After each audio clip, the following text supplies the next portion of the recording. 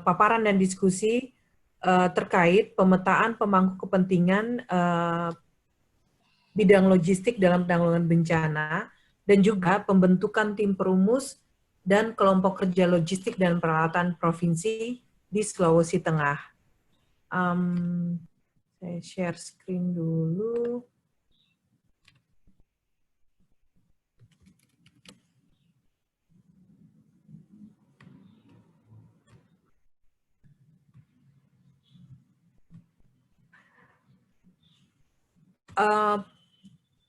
Saya akan membawakan sesi ini untuk 30 menit ke depan, termasuk diskusi dan tanya jawab apabila ada. Nah, sesi ini bertujuan untuk sebenarnya memberikan sedikit pengenalan terhadap klaster logistik, klaster nasional, dan juga khususnya klaster logistik di tingkat nasional, dan juga di beberapa daerah lain di Indonesia.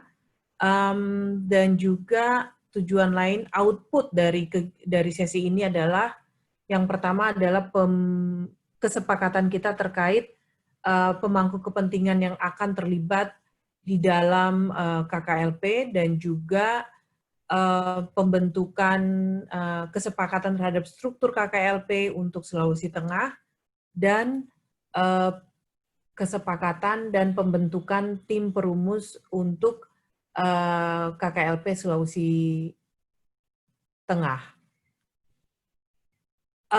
Seperti kita ketahui bahwa di tingkat nasional, berdasarkan keputusan Kepala BNPB nomor 173 tahun 2014, disepakati bahwa terdapat 8 klaster nasional penanggulangan bencana. Salah satunya adalah klaster logistik di bawah koordinator dan wakil koordinator Badan Nasional Penanggulangan Bencana, khususnya Kedeputian Bidang Logistik dan Peralatan atau D5, dan Kementerian Sosial.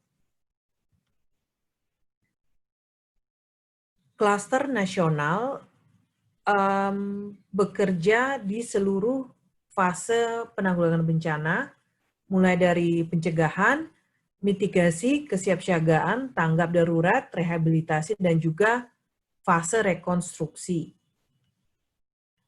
Ada 3 landasan yang menjadi pertimbangan penting dalam pembentukan klaster nasional di Indonesia. Yang pertama adalah dengan meningkatnya intensitas dan frekuensi bencana di Indonesia dikarenakan posisi atau letak geografis dan geologis Indonesia yang cukup rawan, baik untuk bencana mulai dari kebakaran lahan dan hutan, sampai kepada gempa bumi dan juga gunung berapi. Nah, keterlibatan berbagai aktor di semua fase penanggulangan bencana, baik sebelum, selama, dan sesudah, itu sangat sangat menentukan, sangat membutuhkan suatu wadah koordinasi sehingga upaya-upaya penanggulangan bencana itu dapat dikoordinir dan juga dijalankan secara sinergis dan terintegrasi secara baik. Pentingnya aspek akuntabilitas atau tanggung jawab dari setiap upaya dan dukungan yang dilakukan oleh semua pihak, sehingga upaya dan dukungan pihak-pihak dalam penanggulangan bencana, suatu kegiatan penanggulangan bencana itu dapat terdokumentasi dan dapat dipertanggungjawabkan secara baik dan benar. Sedikit latar belakang mengenai tugas dan fungsi dari klaster logistik nasional yang telah disepakati tentunya di tingkat nasional, itu atas diskusi dan konsultasi dengan berbagai pihak.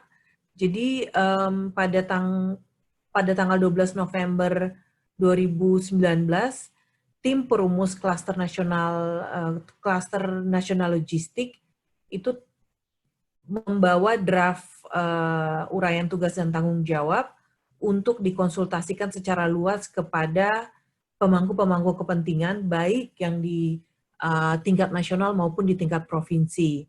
Nah, kegiatan konsultasi tingkat nasional ini dihadiri kurang lebih 100 peserta, sehingga muncullah kesepakatan terkait tugas dan fungsi utama dari Klaster Nasional Logistik, bahwa tugas utamanya adalah koordinasi di bidang logistik penanggulangan bencana untuk dapat memaksimalkan sumber daya yang dimiliki oleh berbagai pihak atau sharing sumber daya. Jadi ini konsolidasi sumber daya dan juga kemudian saling memanfaatkan, saling membagi dan memanfaatkan sumber daya dan kapasitas yang tersedia. Fungsi utamanya ada 3, yaitu memastikan koordinasi. Sekali lagi, kuncinya adalah koordinasi. Wadah ini merupakan wadah koordinasi dan juga penguatan kapasitas dengan memberikan pendampingan teknis serta dukungan tambahan sesuai dengan kebutuhan di lapangan. Dikarenakan setiap daerah mempunyai karakteristik bencana yang berbeda-beda, sehingga kebutuhan di lapangan akan menyesuaikan dukungan akan menyesuaikan terhadap kebutuhan di lapangan.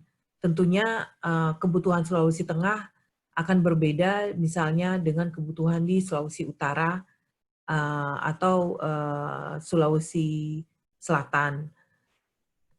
Fungsi yang berikutnya adalah memobilisasi sumber daya logistik yang diperlukan.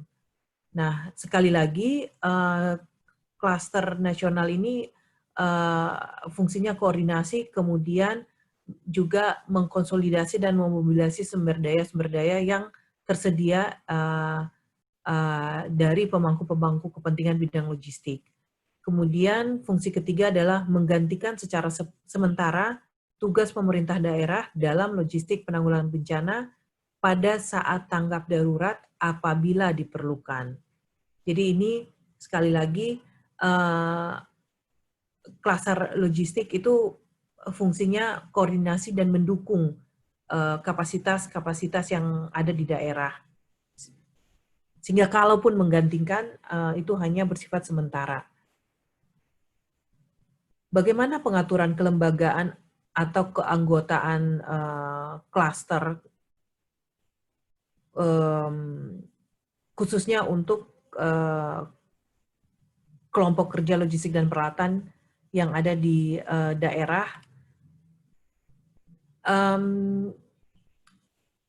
Sesuai dengan slogan atau moto kerjasama dari BNPB, yaitu dengan melibatkan pentahelix. Pentahelix itu adalah unsur-unsur dari baik pemerintah, dunia usaha, akademisi, media, dan juga kelompok masyarakat. Jadi semua unsur-unsur yang terlibat dalam penanggulangan bencana ini akan dilibatkan di dalam kelembagaan atau keanggotaan KKLP. Nah, bagaimana siapa saja yang akan terlibat? Sebentar lagi kita akan sama-sama berdiskusi terkait pemangku kepentingan bidang logistik yang ada di Sulawesi Tengah. Keanggotaan klaster logistik di tingkat nasional itu merupakan unsur-unsur dari kementerian lembaga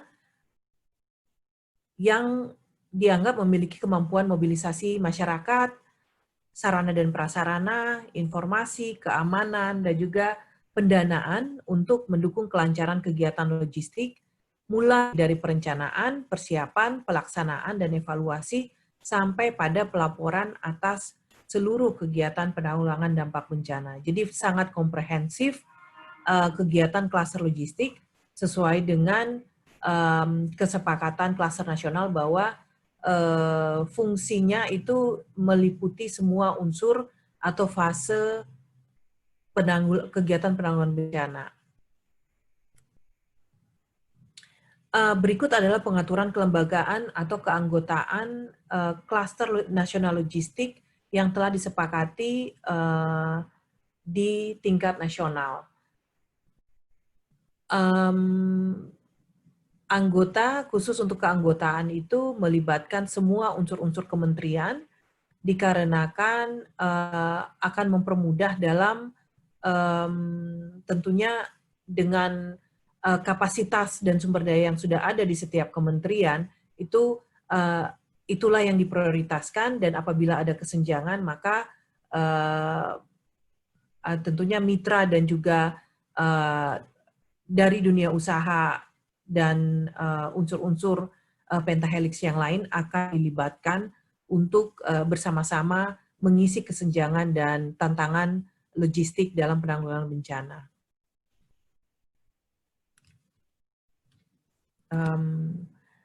Nah, kenapa BUMN ini dikelompokkan ke dalam 4 komponen? Dikarenakan BUMN ini terdiri dari berbagai jenis perusahaan, sehingga perlu di dalam diskusi itu disepakati perlunya pembagian sesuai dengan fungsi masing-masing perusahaan-perusahaan BUMN tersebut. Jadi ada transportasi dan penyimpanan atau pergudangan, itu contohnya ada Perum Bulog, ada PT Pos Indonesia, dan juga ada PT BGR. Kemudian perbankan, komponen perbankan untuk memobilisasi finansial, kemudian untuk kesehatan, ini sangat sejalan dengan kegiatan pandemi atau penanggulangan pandemi saat ini, yaitu memberikan dukungan terhadap penyediaan segala bentuk obat-obatan, baik yang diproduksi oleh BUMN itu sendiri maupun diproduksi oleh perusahaan di luar BUMN. Yang keempat adalah BUMN dalam komponen konstruksi, dengan tugas pokok memobilisasi alat-alat konstruksi yang diperlukan untuk mempercepat pemulihan daerah bencana. Mitra nasional dan mitra internasional. Mitra nasional termasuk dunia usaha dan juga lembaga swadaya masyarakat. Jadi semua unsur yang ada di tingkat nasional maupun di tingkat daerah itu dipayungi di dalam klaster nasional logistik, termasuk mitra internasional, WFP atau Badan Pangan Dunia, dan juga mitra-mitra internasional lainnya itu juga dipayungi di dalam klaster nasional ini. Berikut adalah kegiatan umum klaster logistik nasional. Seperti yang saya sebutkan bahwa di setiap fase penanggulangan bencana, klaster nasional mempunyai tugas dan fungsi yang disesuaikan dengan fase-fase penanggulangan bencana ini. Nah, selanjutnya sebenarnya proses pembentukan klaster di tingkat provinsi ini bukan merupakan hal yang baru. Di beberapa provinsi seperti DIY, Kalimantan Selatan, Jawa Timur, Sulawesi Selatan, Sumatera Barat, dan Sumatera Utara, kegiatan atau rangkaian kegiatan ini telah dilaksanakan, walaupun belum sepenuhnya final ataupun belum sepenuhnya dijalankan sesuai dengan tupoksi atau tugas yang disepakati. Tahun ini prioritas BNPB adalah pembentukan KKLP di Kalimantan Selatan dan Sulawesi Selatan. Kalimantan Selatan ini sudah sampai pada tahap finalisasi SK untuk ditandatangani oleh Gubernur Kalimantan Selatan. BPBD, kami sangat mengapresiasi partisipasi aktif dari BPBD untuk membentuk KKLP, tentunya dengan didukung penuh oleh BNPB di bawah Kedeputian Logistik dan Peralatan. Kita masuk kepada pemetaan pemangku kepentingan penanggulangan bencana bidang logistik dan juga pembentukan KKLP di Sulawesi Tengah.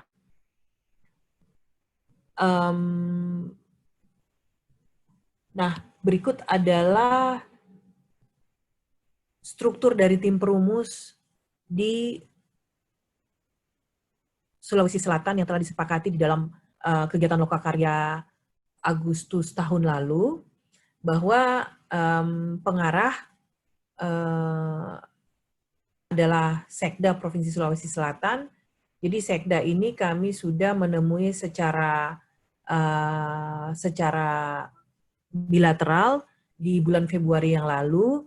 Jadi kami meminta waktu beliau untuk secara resmi memperkenalkan kegiatan Sislokpanas untuk regional Sulawesi, meminta izin bahwa kita akan melakukan pengembangan pemodelan Sislokpanas di Sulawesi Selatan, dan juga kami meminta dukungan beliau untuk dalam proses pengembangan Sislokpanas di regional Sulawesi. Nah, anggota tim perumus ini berbeda dengan berbeda dengan keanggotaan yang telah saya jelaskan di slide sebelumnya. Jadi tim perumus ini intinya adalah tim inti untuk memastikan bahwa proses diskusi dan konsultasi dengan berbagai pemangku kepentingan yang di bidang logistik di Sulawesi Tengah contohnya, itu dilakukan secara intensif, secara aktif, dan juga memastikan bahwa semua unsur-unsur yang ada di Sulawesi Tengah itu dikoordinir ke dalam payung KKLP yang nantinya akan dilegalkan di dalam SK Gubernur Sulawesi Tengah.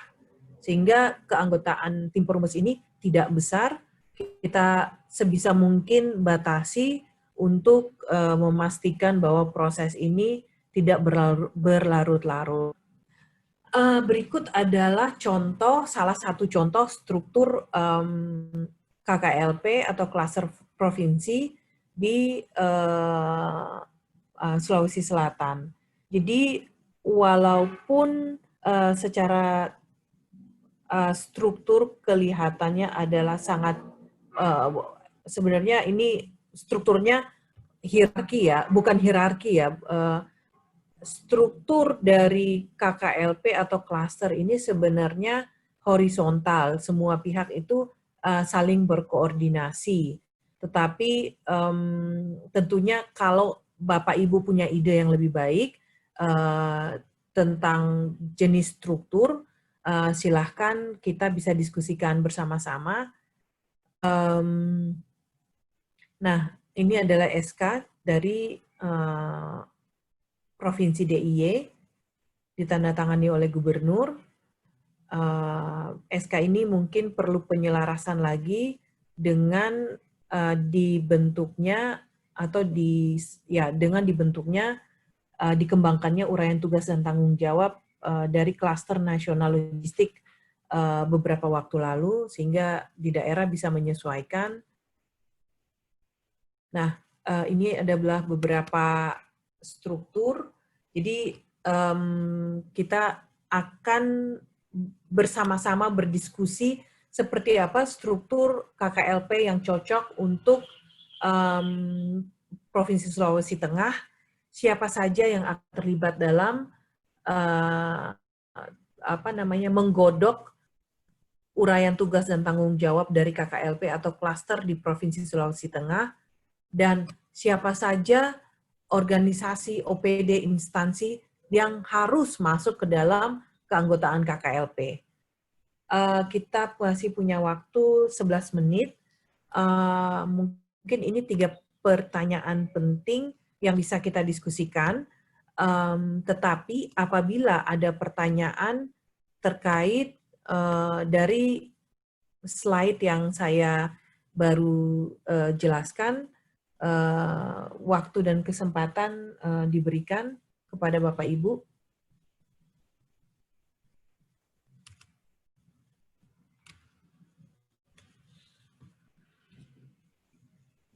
Sebenarnya dari tingkat kehadiran, mohon izin Bu Ira, dari tingkat kehadiran memang sangat kecil. Tadinya PMI ada, sekarang sudah tidak ada, sehingga mungkin ini kita perlu membuat satu strategi lain untuk menjaring lebih banyak lagi OPD di pemangku kepentingan di Sulawesi Tengah.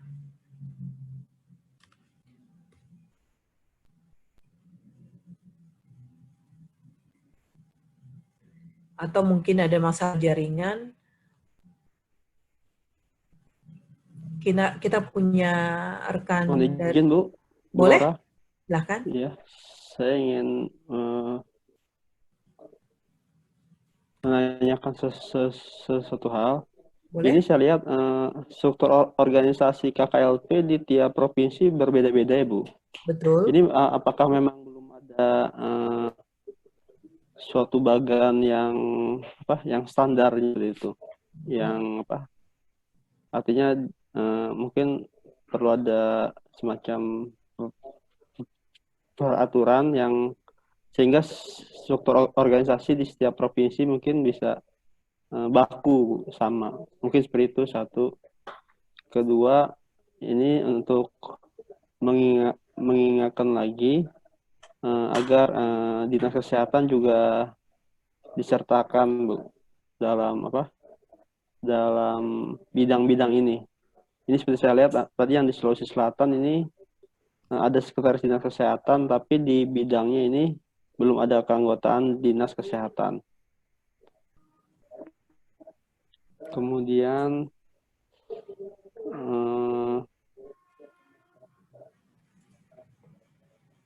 untuk instansi yang terlibat, mungkin selain dinas kesehatan, apakah bisa, Bu, dimasukkan unsur pemerintah pusat juga, Bu? Seperti misalnya kalau di tiap provinsi kan ada yang namanya kantor kesehatan pelabuhan. Itu kan merupakan bagian dari bidang kesehatan juga. Nah, kantor kesehatan pelabuhan ini kan untuk logistik kesehatan mungkin mereka bisa membantu mungkin apabila ada permasalahan yang tidak dapat ditangani oleh unsur non kesehatan, karena kantor kesehatan pelabuhan ini mempunyai otoritas di bandara, Bu, yang tidak dimiliki oleh Dinkes provinsi. Seperti itu mungkin bisa ditambahkan, Bu. Betul. Baik, Bu, itu ya. Betul. Baik, Pak. Bu. Mungkin terima kasih banyak ya Pak. Sangat baik sekali pertanyaannya. Sedikit klarifikasi terkait struktur dari Sulawesi Selatan ini masih dalam proses, masih draft, sehingga memang kemarin itu belum sempat dirincikan lagi pemangku kepentingan ke dalam keempat komponen bidang di bawah itu. Jadi memang terima kasih banyak diingatkan lagi. Ini akan ditindaklanjuti oleh tim kami.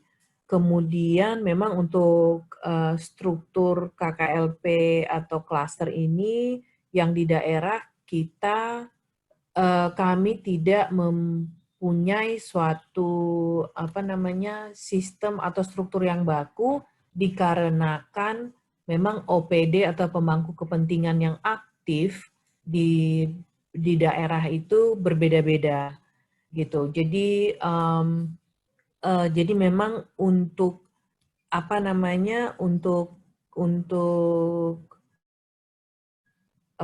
struktur tidak, saya pikir nanti rekan saya Pak Iksan akan memberikan penjelasan terkait proses contohnya di di Provinsi Jawa Timur yang ada Bakorwilnya, tapi memang beliau mungkin juga akan setuju bahwa struktur ini tidak akan dibuat baku. Mungkin saya lempar ke Iksan untuk menjawab struktur KKLP dan juga bagaimana pelibatan pemerintah pusat dengan melalui kantor cabangnya, misalnya KSOP ya yang ada di ini. Kepada Iksan, silahkan. Ya, terima kasih Laura, terima kasih Bapak tadi pertanyaannya menarik Pak. Sebetulnya beberapa kali pernah ditanyakan, tapi setelah kami mendorong terbentuknya klaster logistik atau KKLP di Jatim, akhirnya kami menyadari ternyata hal itu tidak bisa dilakukan. Ini terkait sekali dengan otonomi daerah ataupun kebijakan pemerintah di satu provinsi. Contoh yang paling kentara itu di Jatim itu membagi wilayahnya menjadi 5 wilayah wilayah pemerintahan. Jadi pemerintahan tingkat provinsi dibagi menjadi 5 zona atau bakorwil, di dalamnya ada pejabat eselon tertentu yang ditempatkan di masing-masing bakorwil, sehingga semua OPD yang ada di sana di kabupaten kota di dalam bakorwil tersebut, bakorwil di Jatim kurang lebih di dalamnya ada 5 kabupaten kota, itu tunduk semua di bawah koordinasi ini. Jadi kalau dilihat di Jatim ini, struktur ini akan ada 5 struktur seperti ini nih. 5 kali ini, begini. Ini Bakorwil 1 misalnya, itu ada Bakorwil 2, 3, 4, 5. Sehingga Bakorwil ini tidak mungkin sekretariatnya 1, kan? Sekretariat juga 5. Nah, sehingga perlu satu sekretariat utama yang berada di pusat, di Surabaya, yang membawahi. Nah, hal ini kan tentunya tidak akan ada di daerah lain. Nah, ketika Jogja membentuk, kenapa Jogja bentuk strukturnya 3? Waktu itu, Laura bisa geser ke Jogja. Benar? Nah, ketika Jogja membentuk, proses pembentukan, kita coba, coba dirunutkan dari proses logistik. Pergudangan, pengadaan, pergudangan, penyimpanan, transportasi, distribusi. Akhirnya jelimet sekali begitu struktur itu dibuat seperti itu. Dibuat karena toh sebetulnya semua bagian yang saling bukan tumpang tindih, saling berkaitan erat dan sebagiannya bisa digabungkan, sehingga Jogja melihat kayaknya kita nggak seperti itulah kita bikin strukturnya. Ini contoh model di Indonesia saat ini yang dipakai daerah lain, ada yang menerapkan ini. Mereka bikin udahlah gini aja, semua yang terkait perencanaan di satu bidang, semua yang terkait operasi atau pelaksanaan itu mau dia pergudangan, mau itu semua sub-subnya itu akan ada di bawah ini nanti itu. Gugus tugas kan sebenarnya begini juga Pak. Kalau lihat gugus tugas nasional, mereka juga membuat perencanaan, operasi, dan satu lagi apa gitu, pertanggungjawaban atau pelaporan. Nah ini akhirnya mereka melihat tidak per elemen dari logistik ataupun rantai pasok, tapi justru pada proses besaran dari sebuah struktur organisasi, pelibatan dari sisi perencanaan, operasi, implementasi, dan pertanggungjawaban. Nah, hal ini menjadi dipertentangkan, begitu kami bawa ke tempat lain, nggak bisa begitu. Karena urusan logistiknya di Jogja itu kecil sekali katanya. Dia kecil, provinsinya salah satu mungkin paling kecil kali ya di Indonesia. Logistiknya ya mereka bukan provinsi yang mengandalkan operasi logistik besar-besaran sebetulnya. Dari infrastruktur saja cuma bandara doang kan. Nah itu juga trafiknya juga nggak banyak pergerakan kargo. Nah akhirnya daerah-daerah lain, misalnya Medan, nggak bisa. Medan setahu saya dia merudutkan itu menjadi bagian transportasi, ada infrastruktur. Nah karena pembangunan infrastruktur logistik juga masih. Nah sehingga dinamika pembuatan struktur ini sepertinya tidak bisa diseragamkan. Walhasil di dalam panduan klaster nasional logistik yang sekarang sedang direview oleh Biro Hukum BNPB, itu juga tidak mengatur tentang struktur bagaimana daerah nanti. Enggak seperti itu. Bahkan di dalam panduan pembentukan klaster logistik tingkat provinsi yang juga sekarang sedang disusun, itu juga tidak mengatur struktur itu harus bagaimana, tapi diatur penanggung jawab dan koordinator.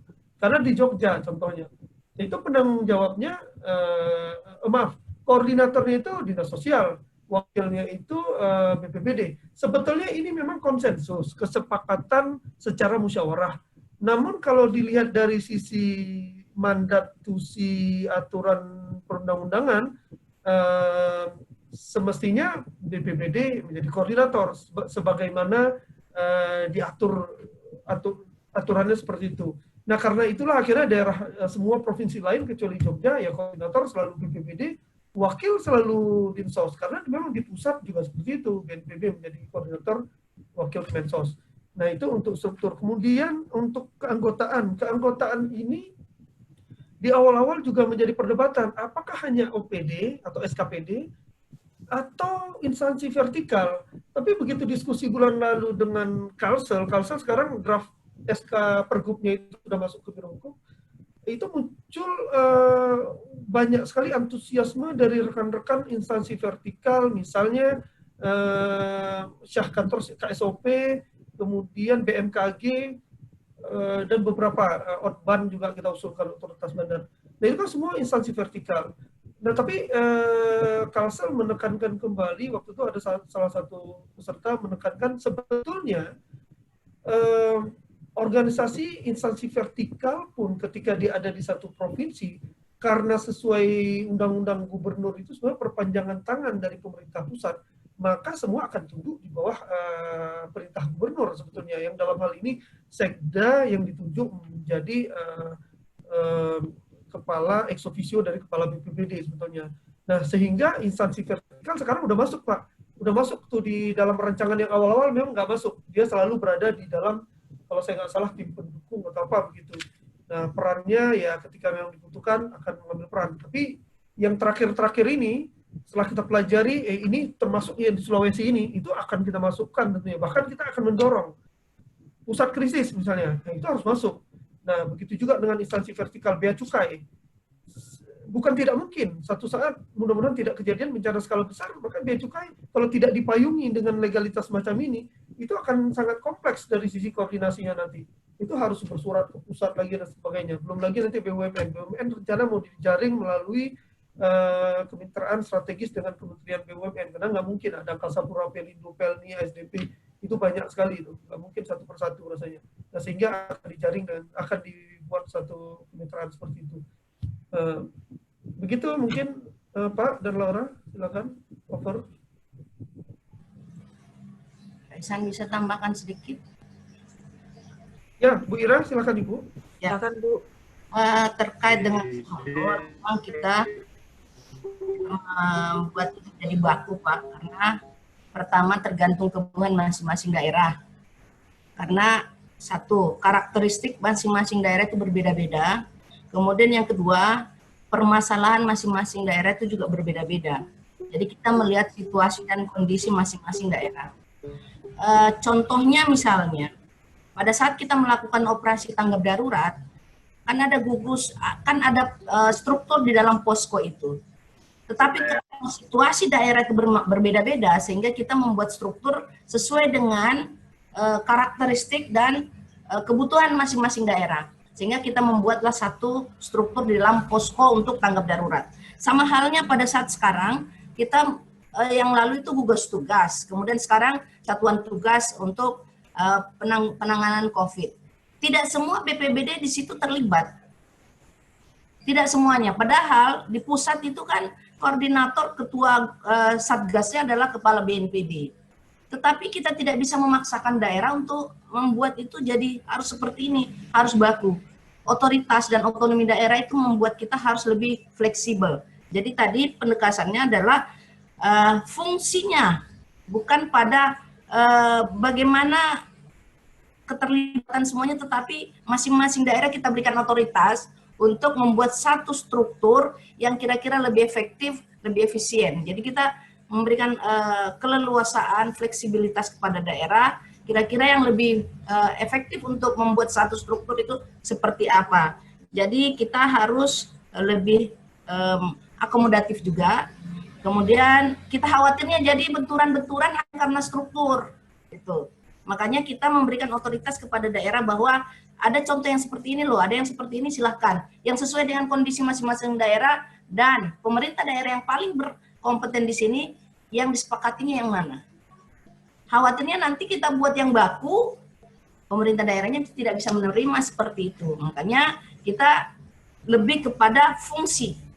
Begitu Pak. Iya, terima kasih. Baik Bu Ira. Izin Ibu tambahkan Bu. Pak Albert mau bicara? Iya Bu. Boleh? Untuk mau menambahkan apa pertanyaan baru Pak? Nggak, sedikit tadi menambahkan aja Bu. Oh oke, Masalah- baik silakan Pak.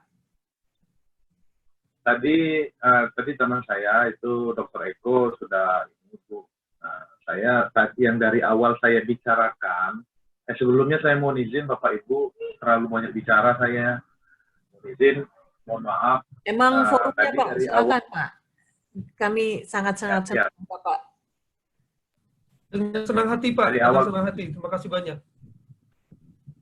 Dari awal tadi saya sudah sedikit mencolek masalah yang disampaikan, terutama untuk struktur. Tadi kan saya melihat salah satu contoh struktur itu dinas kesehatan di sekretaris. Nah, saya ini untuk kemajuan klaster logistik, saran saya. Ya. Jangan hanya sekretaris saja, karena nanti pemahaman teman-teman daerah itu hanya sebatas sekretaris, karena dia bekerja berdasarkan tupoksi. Nah, saran saya, karena di logistik itu ada manajemen bukan hanya distribusi, ada manajemen pengelolaan barang. Karena ada barang-barang tertentu yang harus dikelola dengan tertentu juga. Jadi saran saya di bidang itu ditambahkan saja atau digabungkan itu bidang pengelolaan barang dan distribusi misalnya. Misalkan ini contohnya salah satu bidang di struktur itu pengelolaan barang dan distribusi. Karena apa Pak? Sebelum didistribusikan itu ada pengelolaan barang-barang itu yang orang-orang dengan spek tertentu yang mengerti dan paham terhadap barang-barang itu. Termasuk juga nanti pas waktu distribusi, bukan seluruh barang kita samakan dalam sistem distribusinya. Misalnya kita mau mengirimkan selimut, itu bisa saja, siapa saja yang mengirimkannya bisa. Terutama ada barang-barang tertentu, terutama di bidang kesehatan, yang harus ada manajemen pengelolaan barang dulu, mulai dari masuk itu diapakan, diposisikan di mana, letaknya di mana, suhunya berapa, atau dia tidak boleh diterbalikan posisinya ini. Nah, itu orang-orang dengan spek khusus yang bisa ininya. Jadi saran saya untuk di struktur itu ada satu bidang yang menangani pengelolaan atau digabungkan dengan pengelolaan dan distribusi barang. Itu orang-orang yang punya kemampuan khusus itu, yang punya keahlian khusus itu dimasukkan di sana. Nah, termasuk orang-orang dinas kesehatan. Jangan hanya di sekretaris saja. Jadi ada di pengelolaan barang. Biar mereka ikut bertanggung jawab atas barang-barang dengan spek khusus tadi. Itu saran saya yang dari awal saya katakan, kemudian tadi ditambahkan oleh Dr. Eko tadi. Itu Pak Chan dan Ibu, mohon maaf kalau kurang pas bahasa saya. Itu Bu, Pak silakan lanjut Pak. Baik Pak, berarti ini merupakan PR kita, Bang Ayung dan Iksan, kita ketika menindaklanjuti draft struktur dari KKLP ini, kita perlu meng-highlight atau membawa saran ini ke tim perumus untuk saya pikir valid saja kita memasukkan Dinkes ke dalam keanggotaan, sangat-sangat valid dan sangat-sangat memang Dinkes mempunyai kapasitas baik SDM maupun sumber daya lainnya untuk mengelola barang-barang yang medis. Semoga menjawab Pak Eko pertanyaannya, baik penjelasan dari Bu Ira maupun dari Pak Iksan. Untuk 3 pertanyaan diskusi tadi mungkin tidak bisa kita tidak bisa teruskan, atau mau kita teruskan? Soalnya perwakilan pemangku kepentingan sangat terbatas di sini, tetapi mungkin seperti proses kemarin di Sulawesi Utara, bagaimana kita sepakati saja semua yang hadir ini akan bersedia untuk dimasukkan ke dalam keanggotaan KKLP Sulawesi Tengah, dan juga sebagai tindak lanjut kita akan mendekati beberapa organisasi atau instansi untuk selanjutnya berdiskusi lebih intensif terkait keanggotaan KKLP dan juga pembentukan tim perumus.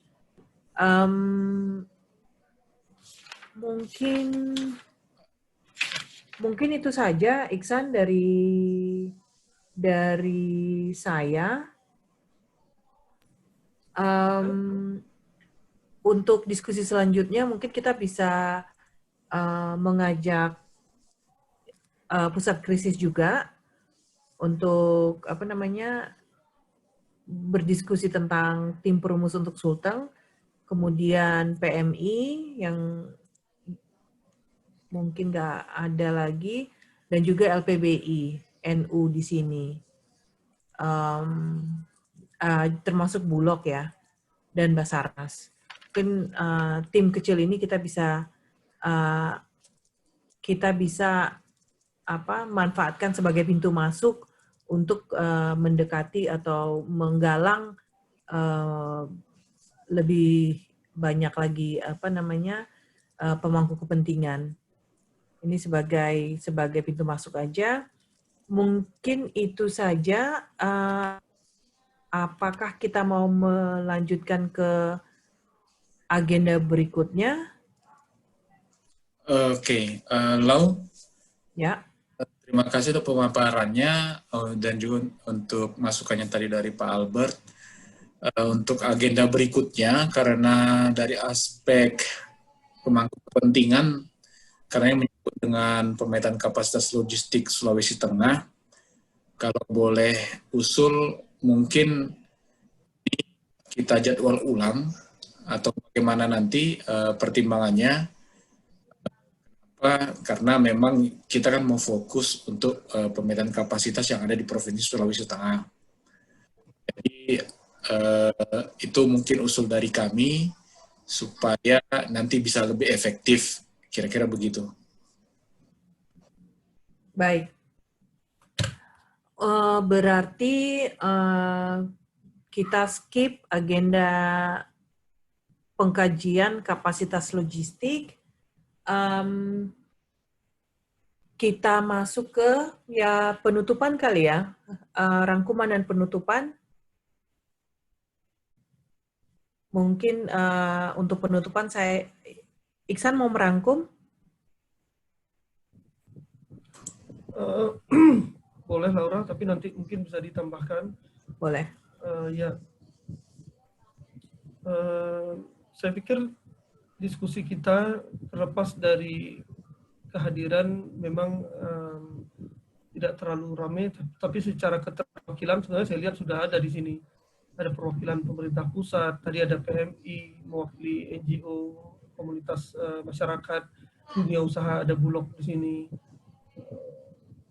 Basarnas dari unsur pemerintah, ada BPBD juga di awal-awal.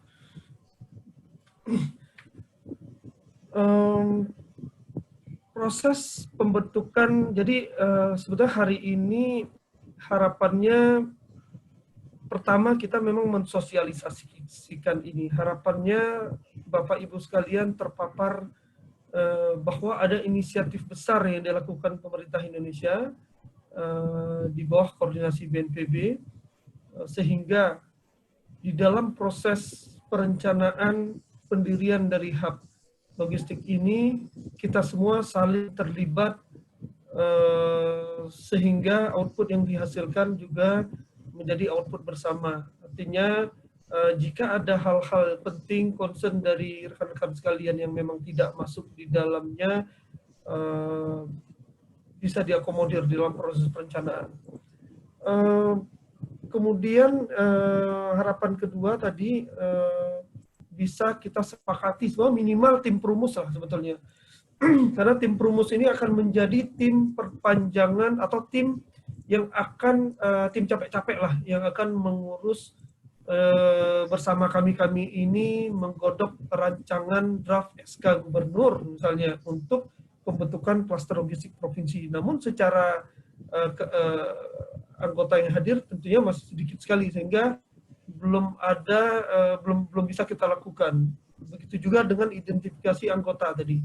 Namun kami sudah ada rancangannya. Sebetulnya rancangan itu kita bisa mengambil dari beberapa daerah lain yang secara komposisi baik itu anggota KKLP maupun tim perumus itu mirip-mirip, sangat mirip sebetulnya. Hanya mungkin di beberapa daerah ada sedikit penyesuaian-penyesuaian. Nah, hal ini akan kami konsultasikan dengan beberapa stakeholder dari unsur pemerintah yang ada di Sulawesi Tengah tentunya, BPBD, Dinsos, dan kawan-kawan. Nanti kami coba secara maraton di luar dari pertemuan ini, kami coba susun tim perumus saja dulu. Tim perumus itu kan selalu biasanya ada komposisi yang seperti saya sebutkan, ada unsur pemerintah, unsur dunia usaha, TNI, Polri, unsur pemerintah pun nanti ada Dinkes, Dinsos, BPBD, biasanya itu formasi tetap, dan juga ada unsur dunia usaha yang diwakilkan oleh 1-2 BUMN termasuk asosiasi-asosiasi besar. Nah, dari situ nanti kita baru bisa bergerak. Nah, yang ketiga sebenarnya diharapkan dari pertemuan hari ini, Pak Sipayung sebenarnya di sesi ketiga, karena memang peserta yang kurang, itu akan memaparkan dari hasil desk research ataupun kajian yang dilakukan secara online terhadap kapasitas logistik yang dimiliki oleh Provinsi Sulawesi Tengah. Beliau butuh verifikasi. Itu sebenarnya ini gudang ini kita identifikasi, layak pakai nggak gudang Bulog ini misalnya. Bisa nggak sih dimanfaatkan dalam kasus COVID? Kalau nggak ya nggak apa-apa. Ini karena beliau menginventarisasi secara keseluruhan infrastruktur. Gudangnya dari bandara, pelabuhan, semuanya. Termasuk yang private sector, di mana potensi cold chain untuk penyimpanan vaksin misalnya dibutuhkan, ataupun mungkin di Dinkes. Nah, ini semua ingin disampaikan. Nah, hal ini akan dilakukan juga secara maraton oleh beliau secara door to door lah. Artinya beliau akan follow up dengan kita-kita semua yang hadir di sini, plus yang tidak hadir juga akan kita coba. Karena hasilnya harus terverifikasi. Tidak mungkin kita meletakkan satu infrastruktur fasilitas di dalam satu dokumen rancangan ataupun rencana operasi tanpa diverifikasi terlebih dahulu. Secara keseluruhan diskusinya saya lihat cukup positif. Saya senang sekali Pak Albert terus hadir dari rapat di, kayaknya Bapak juga ikut di tanggal 27 kalau nggak salah ya Pak. Nah, Pak Albert, pertanyaan, masukan Pak Albert sangat valid dan